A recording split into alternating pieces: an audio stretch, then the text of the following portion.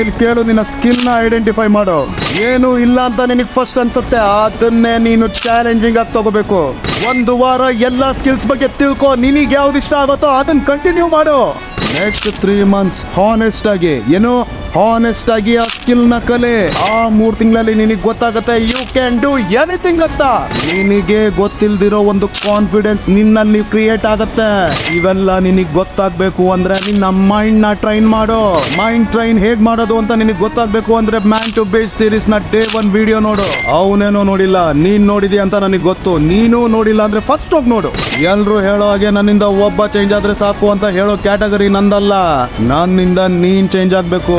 Tea ಕುಡಿತಾ ಈ video ನೋಡ್ತಿರೋ ನೀನು, ಬೆಡ್ ಮೇಲೆ ಮಲ್ಕೊಂಡು ಈ ವಿಡಿಯೋ ನೋಡ್ತಿರೋ ನೀನು, ಆಫೀಸಲ್ಲಿ ಈ ವಿಡಿಯೋ ನೋಡ್ತಿರೋ ನೀನು, ಎಂಡ್ ಆಫ್ ದ ಡೇ ನೀನೇ ನಾನು, ನಾನೇ ನೀನು. ನೀನ್ ಯಾವ ಸ್ಕಿಲ್ ಬಗ್ಗೆ ಕಲಿಬೇಕು ಅನ್ಕೊಂಡಿದ್ಯಾ ಅನ್ನೋದನ್ನ ಕಮೆಂಟ್ ಮಾಡು, ನನ್ನ ಫಾಲೋ ಮಾಡು.